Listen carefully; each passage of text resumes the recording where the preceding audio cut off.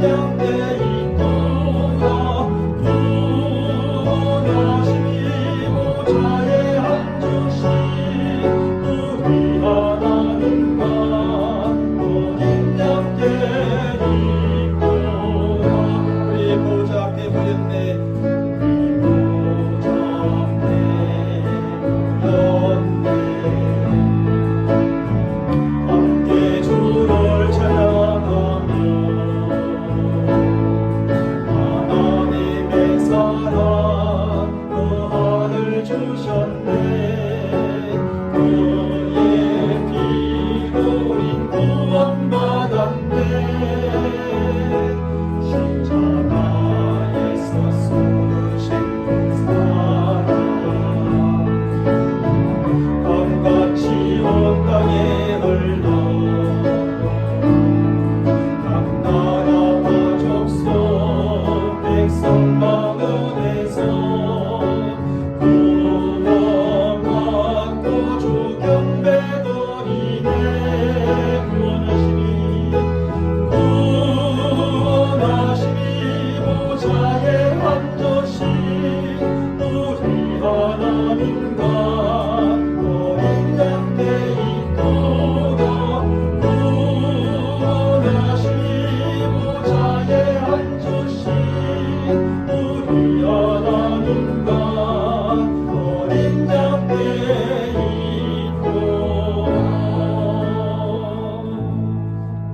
계속하여 찬송가 579장 어머니의 넓은 사랑을 생각하며 함께 찬양합니다. 어머니의 넓은 사랑 고도 기하다 그 사랑이 언제든지 나를 감싸줍니다. 내가 울 때 어머니도 주께 기도드리고 내가 기뻐 웃을 때에 찬송 부르십니다.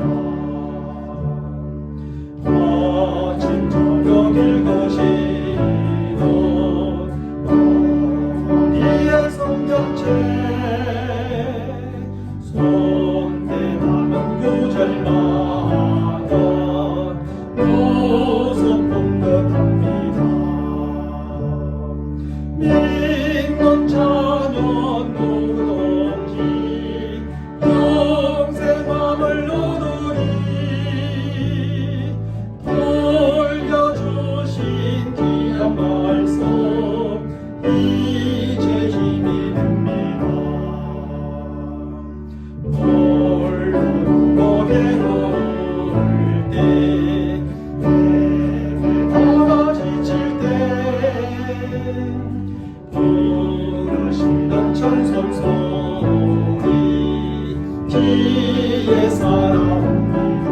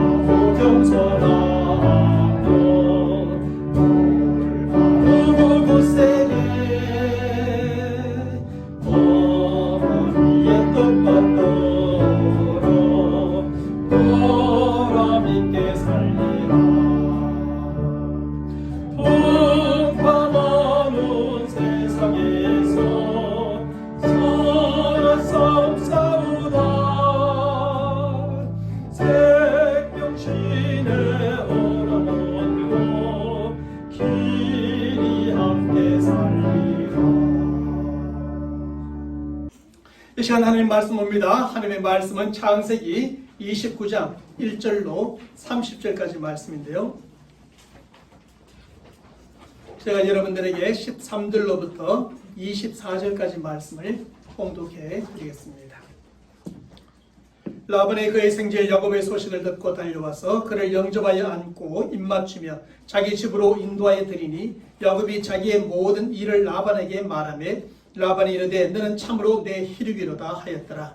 야곱이 한 달을 그와 함께 거주하더니 라반이 야곱에게 이르되 내가 비록 내 생질이나 어찌 그저 내 일을 하겠느냐. 내 품삯을 어떻게 할지 내게 말하라. 라반에게 두 딸이 있으니 언니의 이름은 레아요 아우의 이름은 라헬이라. 레아는 시력이 약하고 라헬은 곱고 아리따우니 야곱이 라헬을 더 사랑함으로 대답하되 내가 외삼촌의 작은 딸 라헬을 위하여 외삼촌에게 7년을 섬기리이다. 라반이 이르되 그를 내게 주는 것이 타인에게 주는 것보다 나으니 나와 함께 있으라. 야곱이 라헬을 위하여 7년 동안 라반을 섬겼으나 그를 사랑하는 까닭에 7년을 며칠같이 여겼더라. 야곱이 라반에게 이르되 내 기한이 찼으니 내 아내를 내게 주소서. 내가 그에게 들어가겠나이다. 라반이 그곳 사람을 다 모아 잔치하고 저녁에 그의 딸 레아를 야곱에게로 데려가며 야곱이 그에게로 들어가니라. 라반이 또 그의 요종 실바를 그의 딸 레아에게 시녀로 주었더라. 아멘. 오늘날 가정을 건강하고 행복하게 세우는 것을 목적으로 하고 있는 가정사역 전문가들은 이 시대의 가정에 대하여 하우스는 있으나 홈은 없다는 말을 많이 합니다. 다시 말하면 집은 있지만 가정은 없다는 말입니다. 실제로 오늘날 얼마나 크고 넓은 집들이 많고 얼마나 화려하고 비싼 가구로 잘 꾸며진 집들이 많이 있습니까? 하지만 가족 구성원들 간에 진정한 사랑과 섬김이 있고 넘치는 위로와 격려가 있고 최선의 돌봄과 도움이 있고 참된 안식과 회복이 있는 가정은 그렇게 많지를 않습니다. 그럼에도 불구하고 오늘 많은 사람들이 이러한 가정을 세워가기보다는 여전히 집을 세워가는 데 초점을 맞추고 있음을 보게 됩니다. 그래서 좀 더 넓고 큰 집을 사기 위해서 노력하고 더 화려하고 비싼 가구들로 집을 꾸며 보려고 애를 쓰는 것이지요. 하지만 집이 그렇게 넓어지고 커지는 만큼 가족 구성원들의 사이도 점점 더 넓어지고 멀어지는 것만 같습니다. 집의 가구들이 그렇게 화려해지고 비싸지는 만큼 가족 구성원들의 존재 가치는 오히려 점점 더 떨어지는 것만 같습니다. 그래서 오늘날 좋은 집들은 많으나 행복한 가정들은 별로 없다는 것입니다. 좋은 집들이 많이 생기는 만큼 행복한 가정들은 점점 더 사라지고 있는 것 같습니다. 그래서 어떤 가정사역자는 행복한 가정을 세우는 것에 대하여 이렇게 말해주고 있습니다. 행복한 가정을 세우는 것은 안락한 의자도 아니요, 책도 아니요, 비싼 가구도 침대도 아닙니다. 그렇다고 벽에 걸려있는 훌륭한 그림도 아닙니다. 노래하는 새나 풍성한 음식이 아니며 돈은 더욱더 아닙니다. 행복한 가정을 세우는 것은 집안에서 울려 퍼지는 웃음소리요, 밤에 아버지와 어머니의 얼굴에서 피어나는 미소요, 어린 아이의 눈에 크하게 담겨있는 기쁨과 평안입니다. 이것이 바로 따뜻하고 행복한 가정을 세워가는 것입니다. 바로 이런 점에서 행복한 가정은 부자들이나 특별한 사람들만 세워갈 수 있는 것이 아니라 누구라도 세워갈 수 있는 것임을 알게 됩니다. 그 가정이 정말로 웃음소리가 넘치고 아버지 어머니의 얼굴에 미소가 피어나고 어린아이 눈에 그 기쁨과 평안이 가득히 담겨 있으면 그 집에 부자이든지 권력을 가진 사람이든지 아니면 가난하든지 낮은 위치에 있는 사람이든지 누구라도 행복한 가정, 건강한 가정을 세워갈 수 있는 것입니다. 그럼에도 불구하고 오늘날 우리가 행복한 가정을 세워간다는 것은 참으로 쉽지 않은 것이 현실입니다. 사랑하는 여러분, 그러면 우리가 어떻게 행복한 가정을 세워갈 수 있습니까? 행복한 가정은 우선적으로 기초가 든든해야 합니다. 건물을 세워가는 것이 그런 것처럼 가정의 기초가 든든해야 행복한 가정도 든든하게 세워갈 수 있는 것이지요. 그리고 저는 그 행복한 가정의 기초를 바로 결혼에서부터 찾고자 하는 것입니다. 사실 가정은 결혼에 의해서 시작되어지고 이루어지며 가정의 가장 기본적인 기초는 바로 결혼에서부터 놓아지게 되는 것입니다. 가정은 결혼이라는 것을 시작으로 가정이 세워지고 이루어지고 그 가정 안에서 행복이 있고 기쁨이 있을 수 있고 그렇지 못할 수도 있는 것입니다. 바로 이런 점에서 행복한 가정을 세우기 위해서는 애초에 결혼이 참으로 중요한 것이죠. 기초가 중요한 것이죠. 그래서 예로부터 결혼을 일륜지 대사하여 아주 중요하게 여겼습니다. 뿐만 아니라 성경도 여러 곳에서 행복한 가정의 전제 조건으로 결혼의 중요성을 그렇게 강조해 주고 있는 것입니다. 특별히 믿는 성도들에게 있어서의 결혼은 하나님의 나라와 축복의 공동 상속자를 구하고 얻는 일입니다.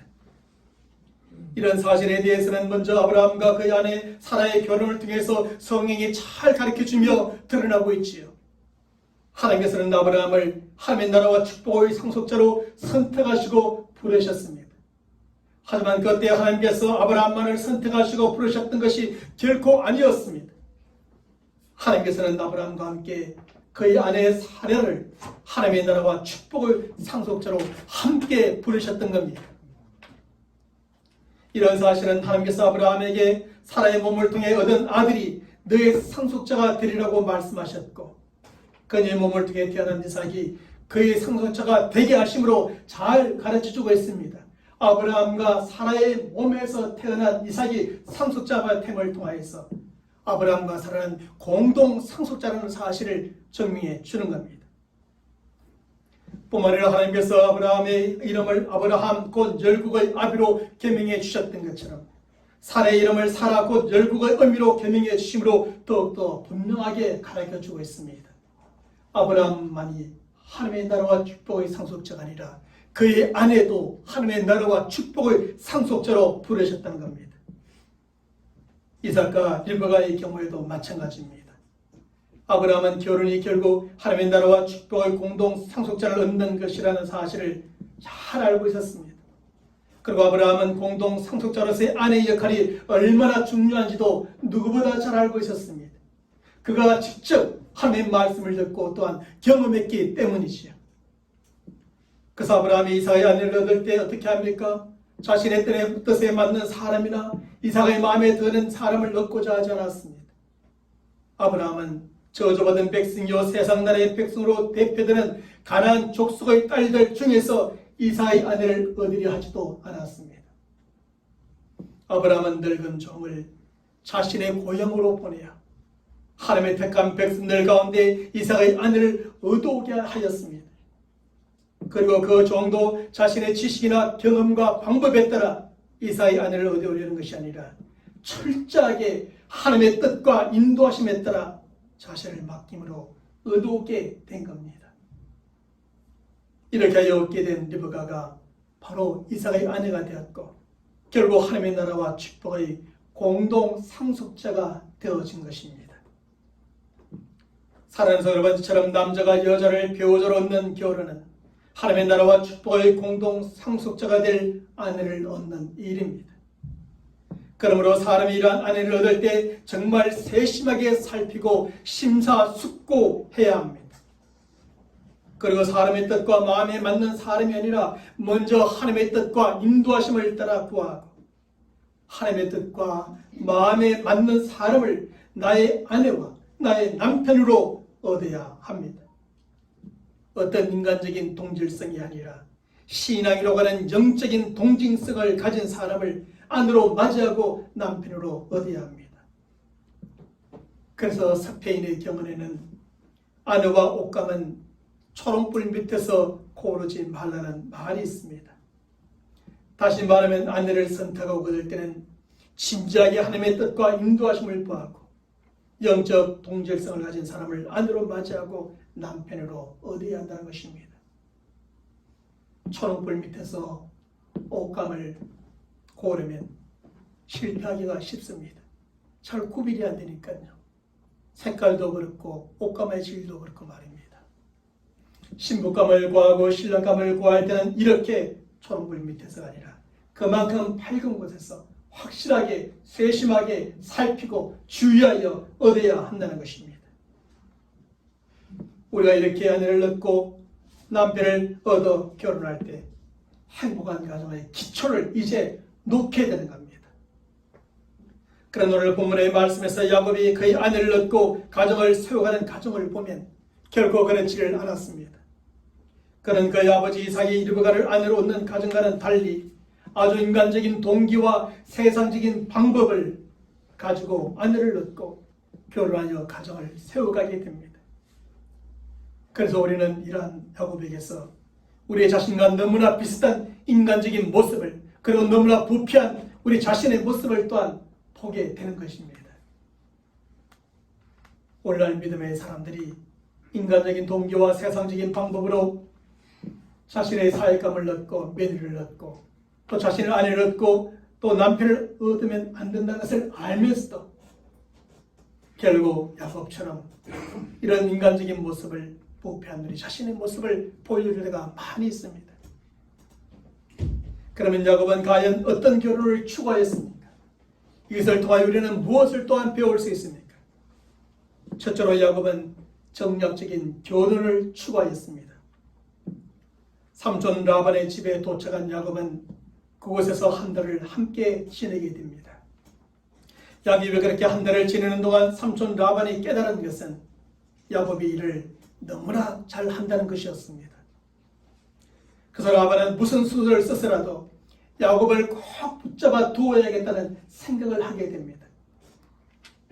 그리고 오늘 본문 15절의 말씀에서 라반은 야곱에게 이런 제안을 하게 되지요. 내가 비록 나의 생질이나 어찌 그저 네 일을 하겠느냐. 내 품삯을 어떻게 할지 내게 말하라 라고 말합니다. 이것은 삼촌 라반이 생질 야곱에게 제안한 백지 제안입니다. 라반은 야곱이 무엇이든지 원하면 원하는 대로 해주겠다는 백지 제안을 그에게 하였습니다. 하지만 라반의 이러한 제안은 그가 야곱을 진정으로 사랑했기 때문이거나 그에게 인정이 많아서 이렇게 하였던 것이 결코 아니었습니다. 사실 라반에게는 야곱처럼 젊고 일을 잘하며 믿을 만한 일꾼이 많이 필요했습니다. 그래서 라반은 야곱에게 보고서는 내가 원하는 대로 다 해줄 테니 자신과 정식 계약을 맺고 자기 집의 일꾼이 되어 일을 해달라고 제안을 하고 있는 것입니다. 따라서 야곱의 삼촌의 제안을 받아들여 정식 계약을 맺게 되면 삼촌과 그의 관계는 고용인과 피고용인의 관계가 되는 것입니다. 그리고 그렇게 계약을 맺게 되면 야곱은 더 이상 자유로운 몸이 될 수가 없는 것입니다. 그가 머물고 싶을 때까지만 라반의 집에 머물고 떠나고 싶으면 언제든지 떠날 수 있는 자유인이 아니라 삼촌의 종이 되어 버리는 것입니다. 이런 점에서 삼촌 라반이 야곱에게 제안할 계약은 바로 노예 계약이요, 그의 종이 되는 계약이었습니다. 그러므로 야곱은 삼촌 라반의 제안을 도무지 받아들이지 말아야 했습니다. 그리고 야곱은 그냥 지금처럼 삼촌 라반의 조카로서 그냥 그 집에 머물 수 있을 때까지만 머물다가 잠시 머물다가 떠나는 것이 좋았던 것이지요. 하지만 야곱은 오늘 본문 18절의 말씀에서 이러한 조건을 달며 삼촌 라반의 제안을 그대로 받아들이게 됩니다. 그 조건이 무엇입니까? 내가 삼촌의 작은 딸 라헬을 위하여 외삼촌에게 7년을 섬기리이다. 저 라헬만 나에게 준다면 내가 종이든 노예든 7년 동안은 당신 밑에서 당신을 섬기며 일하겠다고 말하는 겁니다. 결국 야곱에게는 삼촌의 작은 딸 라헬을 사랑하는 마음이 있었고 그 마음 때문에 라헬과의 결혼을 담보로 취소할 수 없는 거래를 하게 되었습니다. 하지만 그것은 결혼을 담보로 7년 동안이나 삼촌의 종이 되는 노예 계약을 결국 맺고 만 것입니다. 사실 야곱이 삼촌의 집에 가만히 머물러 있기만 하였어도 때가 되면 하나님께서 라헬과 결혼하게 해주셨을 겁니다. 하지만 야곱은 하나님의 나라와 축복의 상속자가 되는 아내를 낳는 문제를 그 하나님께 맡겨버리지 못했습니다.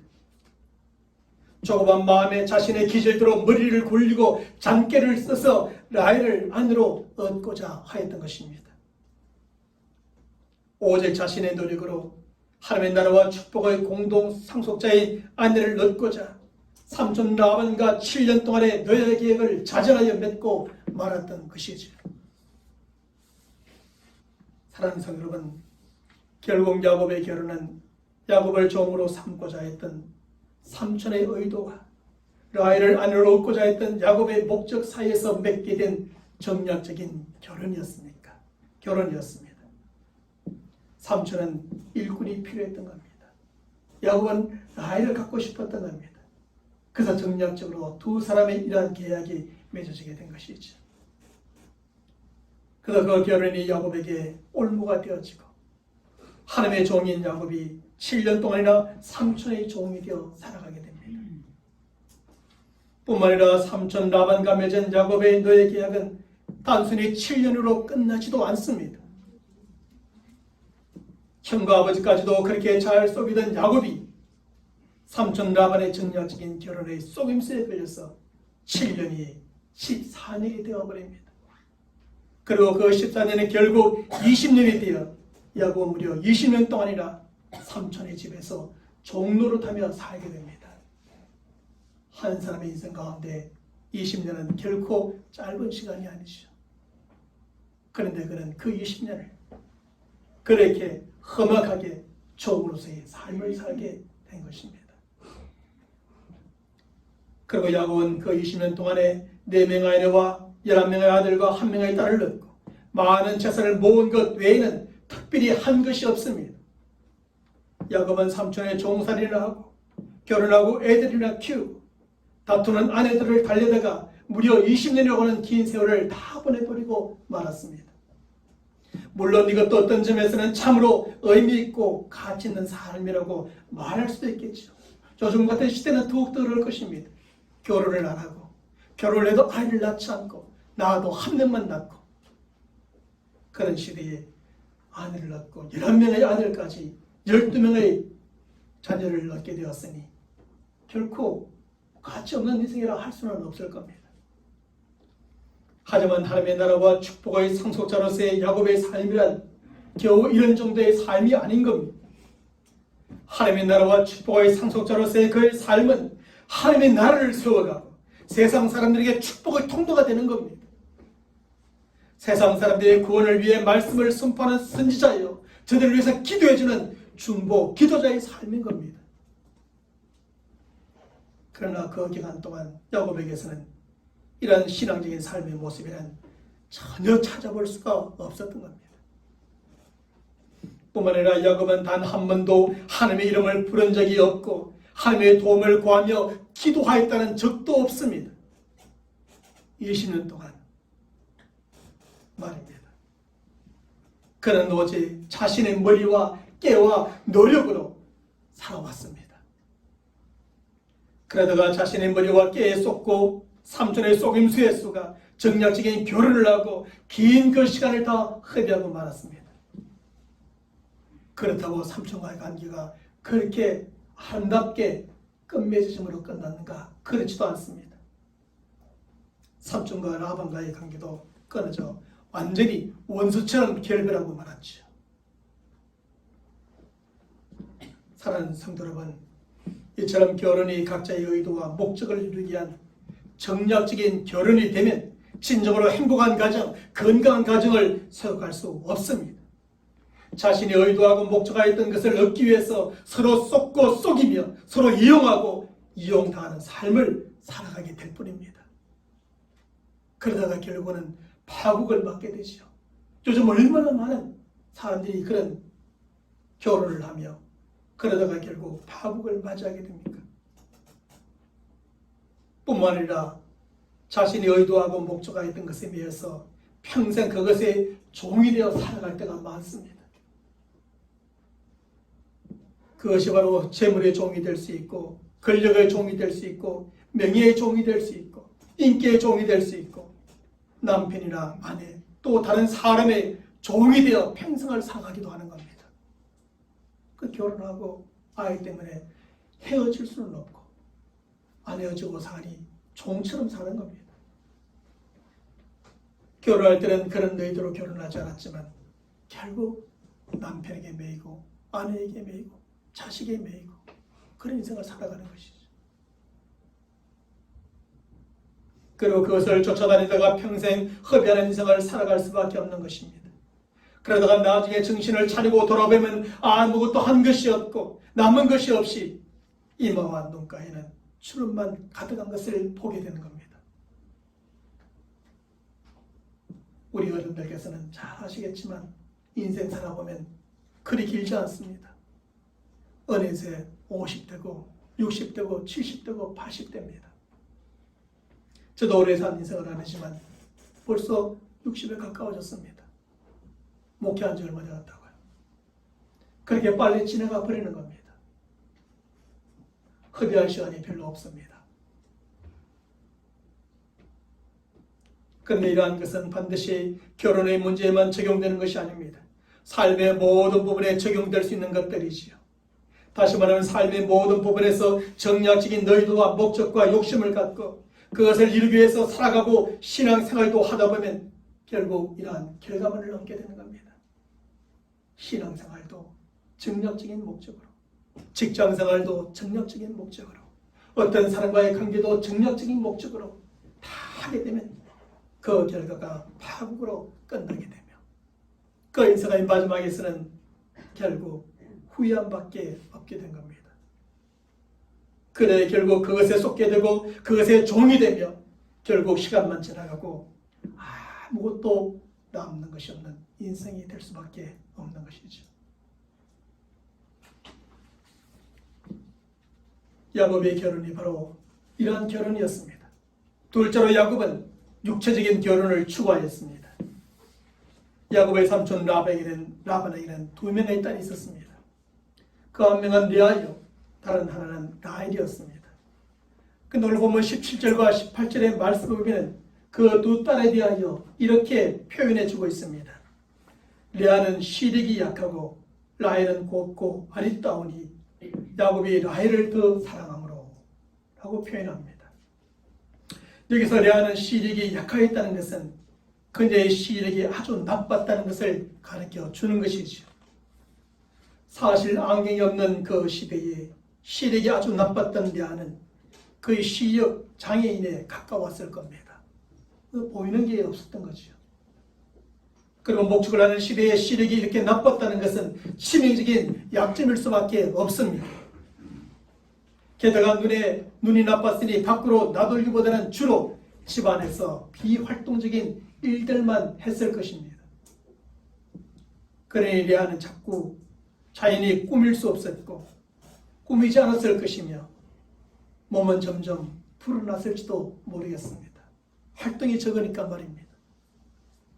하지만 그런 레아와는 달리 라헬은 곱고 아름다웠다고 성경은 표현해주고 있습니다. 여기서 곱다는 것은 손이 곱고 피부가 고우며 모양이나 자태가 곱다는 것을 말합니다. 또한 아리따웠다는 것은 얼굴이 아름답고 몸매가 아름다웠음을 표현하는 것입니다. 라헬은 양을 치는 목동으로서 들판을 누비고 돌아다녔음에도 불구하고 이렇게 고운 손과 피부, 모양과 자태 그리고 아름다운 몸과 몸매를 유지하고 있었습니다. 라헬은 양을 치느라 들판을 하도 뛰어다녀서 그런지 군살이 하나도 없는 S라인을 가지고 있었던 것 같습니다. 그러니 레아와 라헬이 얼마나 비교가 되었겠습니까? 그리고 여러분 같으면 이 두 사람 중에 과연 누구를 결혼 상대로 찍겠습니까? 당연히 라헬을 찍을 겁니다. 야곱도 당연하게 라헬을 결혼 상대로 찍었고 라헬을 사랑하였으며 라헬과 결혼하여 그의 가정을 세워가고자 하였습니다. 사실 남자들은 크게 두 가지 유형의 여자들을 좋아한다고 말합니다. 다 똑같지는 않지만 일반적으로 그렇다는 겁니다. 먼저 한 유형은 자기 어머니와 닮은 여자를 좋아한답니다. 그렇다고 단순히 모습이 닮았다는 것이 아니라 어머니의 이미지를 볼 수 있는 그런 여자를 좋아한다는 겁니다. 어머니와 스타일이 비슷하고 성품이 비슷한 여자를 좋아한다는 것이죠. 그런데 라헬이 바로 이미지나 스타일, 성품에 있어서 야곱의 어머니 리브가와 닮은 듯합니다. 그러므로 야곱에게는 레아보다 어머니를 닮은 라헬이 더 좋아 보일 수밖에 없었지요. 남자가 좋아하는 또 다른 유형의 여자는 바로 자기 성격과 반대되는 여자를 좋아한답니다. 남자는 자기와 같은 성격의 여자보다 다른 성격의 여자를 더 좋아하고, 근데 야곱은 차분하고 감성적이며 여성적인 성품을 가지고 있었던 반면 레아는 활동적이고 그리고 쾌활한 성품의 여자가 바로 라헬이었습니다. 목동으로 그렇게 활동을 많이 했으니까 말입니다. 그러므로 야곱의 눈에는 레아보다 라헬이 더욱더 좋아 보였을 겁니다. 사랑하는 여러분, 그러므로 야곱이 좋아하고 사랑할 만한 여자는 분명 라헬이었을 겁니다. 외형적인 모습이나 남자들이 좋아하는 유행에 있어서도 레아보다 라헬이 더 좋아할 만한 여자였고 더욱 사랑할 만한 여자였습니다. 이것은 누가 보더라도 마찬가지였을 겁니다. 그래서 야곱이 라헬을 보는 순간 눈에 스파크가 튀고 가슴에는 뭔가 필이 팍 박혀왔던 겁니다. 그래, 저 여자냐. 저 여자를 아내로 맞이해야 될 것 같다. 그리고 저 여자를 통해서 나의 가정을 세워갈 거야. 그리고 야곱은 라헬을 자신의 아내감으로 생각하고 그녀를 가슴속에 품게 되었던 겁니다.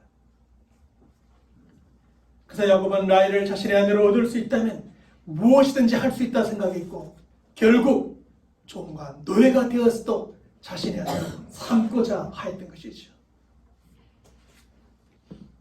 사실 야곱이 이렇게 정말 좋아하고 사랑할 만한 여자를 좋아하고 사랑했는데 그게 무슨 문제가 되겠습니까? 좋아할 만한 여자를 좋아하고 정말 사랑해서 사랑했는데 말입니다. 전혀 문제가 될 것 같지 않습니다.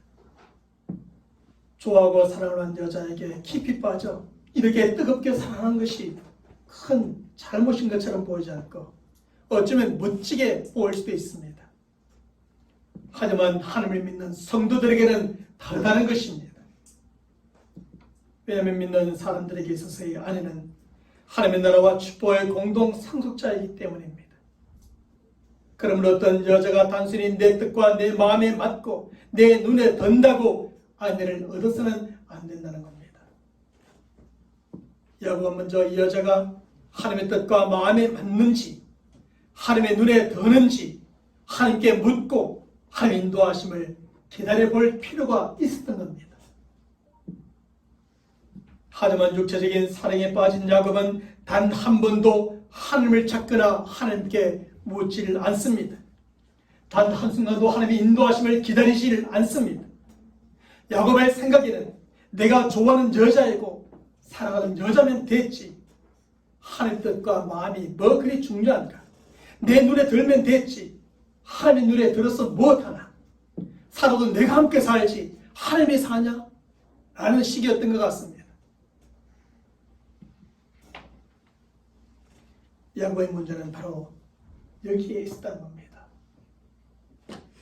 야곱은 이렇게 라헬과 육체적인 사랑에 빠져 육체적인 결혼을 추구하게 되었습니다. 그리고 야곱은 그 라헬을 그의 아내로 얻는데 끝까지 집착하게 됩니다. 그래서 야곱은 영적 분별력을 잃어버렸고 그래서 삼촌 라반이 그를 종으로 잡아두고자 제안하였던 계약의 정략적인 의도를 파악하지도 못하였던 겁니다.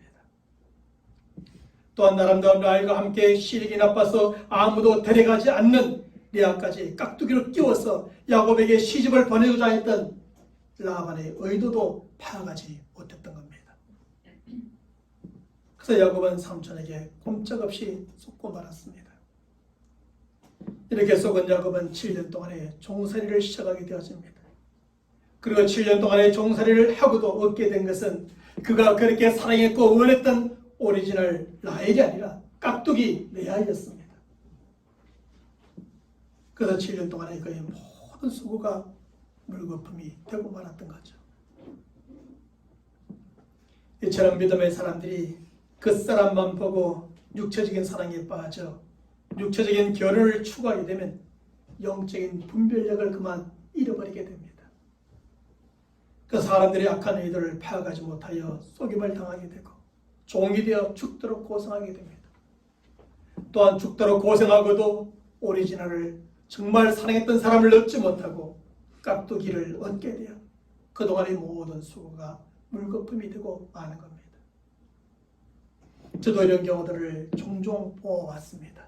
다른 것 보지 않고 것만 좋아서, 겉보기만 좋아서, 그리고 조건만 좋아서 육체적인 사랑에 빠져 육체적인 결혼을 하였다가 파국을 맞는 사람들 말입니다. 믿음의 사람들 가운데도 참 많이 그런 사람들이 있습니다. 그러다 보니 이렇게 쏟고 저렇게 쏟아서 비참하게 그냥 결혼이 끝나버리는 일들이 생기는 것이죠. 그러므로 믿는 우리의 부모들, 우리의 자녀들은 사람의 겉만 보는 육체적인 사랑에 빠져들지 않도록 주의할 필요가 있습니다. 물론 모습이 잘못된 모습을 보는 것, 어떤 조건을 보는 것 자체가 나쁘다는 것은 아닙니다. 그러나 그것에 빠져서 다른 것을 분별하지 못한다면 그것이 문제가 되어지는 겁니다. 정말 보아야 될 것을 보지 못하면 실패하고 하는 것이죠. 이처럼 겉만 보는 육체적인 사랑에 빠지는 이런 가르침, 이것을 잘못되었다고 생각하는 이런 가르침은 결혼의 문제에만 적용되는 것이 아닙니다. 이것은 우리의 삶의 모든 부분에 적용될 수 있는 것들입니다. 친구를 사귈 때도, 동력자를 구할 때도, 직원을 구할 때도 우리는 그 사람만 보는 것이 아니라 영적 분별력을 갖고 볼 줄 알아야 합니다. 그리할 때 우리는 사람이나 그 사람의 약한 의도에 속지 않게 될 것이고 죽도록 고생하지도 않게 될 것입니다. 마지막 세 번째로 야곱은 신앙적인 결혼을 추구해야만 했지요.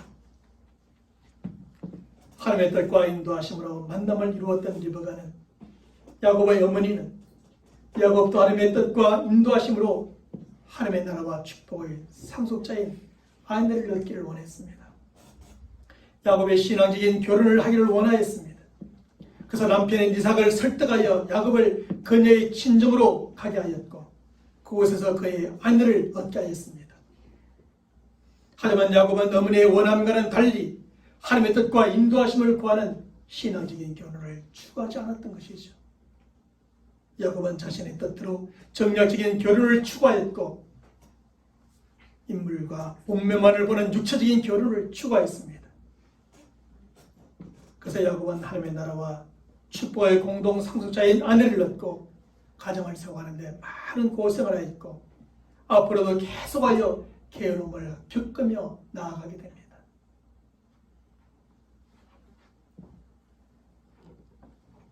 우리 사는 성도들 가운데 부모님들은 우리 자녀들이 이러한 정략적인 결혼, 육체적인 결혼을 하지 않도록 늘 기도하며 지켜보아야 합니다. 또 결혼의 정리기를 둔 우리 자녀들 또한 내가 이러한 정략적인 목적의 결혼, 육체적인 결혼을 하지 않도록 늘 생각하며 준비하며 나가야 합니다. 사랑하는 성도 여러분, 이제 말씀을 맺습니다. 건강하고 행복한 가정을 세워가는 기초는 바로 결혼입니다. 그걸 결혼은 하나님의 나라와 축복의 공동 상속자를 얻는 일입니다. 그러므로 믿는 성도들은 아내를 얻든지 며느리를 얻든지 남편을 얻든지 사위를 얻든지 참으로 깊이 생각하고 신중하게 얻어야 합니다. 사람의 뜻과 마음에 의해 결정하고 얻는 것이 아니라 하나님의 뜻과 철저한 인도하심을 따라 결정하고 남편과 아내로 얻어야 합니다. 그리고 어떤 인간적인 동질성이 아니라 영적인 동질성을 가진 사람을 아내와 남편으로 구해야 합니다. 그렇게 함으로 정략적인 결혼이나 육체적인 결혼이 아니라 바로 신앙적인 결혼을 하고 그를 통해서 아내를 맞이하고 남편을 얻어야 할 줄로 믿습니다. 그래서 우리 모두는 결혼에서부터 행복한 가정의 기초를 잘 놓고 행복한 가정을 세워가는 우리 모든 부모요, 우리 자녀들이 되시기를 주님 이름으로 간절히 축원합니다. 기도하겠습니다. 하나님 아버지 감사합니다. 오늘 말씀을 통하여 우리 모두가 야곱의 가정을 세워가는 그 과정 속에서 어떻게 가정을 세워갔고 또 그가 세워간 가정이 어떤 결과를 맞이하여 있는지를 깨닫게 됩니다. 그는 정략적인 목적이 있었고 또 육체적인 큰 사랑 가운데 빠짐을 인하여서 신앙인 것을 잃어버리어 결국 많은 고생을 하고 헛수고를 하며 험악한 인생을 살아가게 되고 많은 갈등과 어려움을 겪는 가정을 세워갔음을 보게 됩니다. 이런 말씀을 통하여 우리 믿음의 부모들, 우리 믿음의 자녀들은 바로 신앙적인 교류를 함을 통하여서 정말 하나님께서 뜻하시고 기뻐하시고 하나님 인도하시는 아름다운 가정, 건강한 가정, 행복한 가정을 다 세워가는 우리 부모들 되게 하시며 우리의 자녀들 될수록 축복하여 주시옵소서. 하나님 아버지, 결혼 정직에 두어진 우리 자녀들 많이 있습니다. 우리의 젊은이들 있습니다. 주님 축복하여 주시옵시고 하나님의 뜻에서 만날 사람을 만나게 하시며 그 만남이 축복된 만남이요 또 하나님의 예배하신 만남이요 또 하나님께서 원하시는 아름다운 거 건강한 가정을 세워가는 아름다운 만남이 되도록 인도하여 주시옵소서. 축복하여 주시옵소서. 하나님 아버지, 우리 사랑하는 자녀들의 미래를 축복하시고 우리의 온 가정들마다 웃음꽃이 눈비치고 기쁨과 평안이 있고 감사와 행복이 가득한 가정들이 다 되도록 역사하여 주시옵소서. 우리 주 예수 그리스도 이름으로 간절히 기도하옵나이다. 아멘. 이제 우리 모두 하셔서 찬송가 559장 찬송 부르고 축도하고 마치겠습니다. 사철의 봄바람 불어오고 사철의 봄바람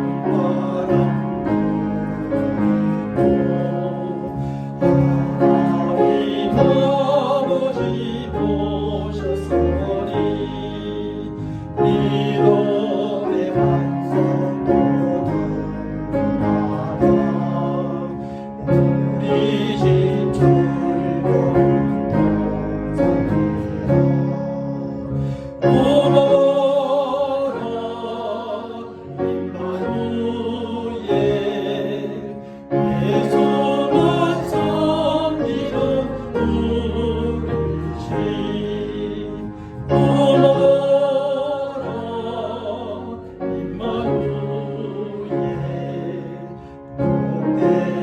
동성이라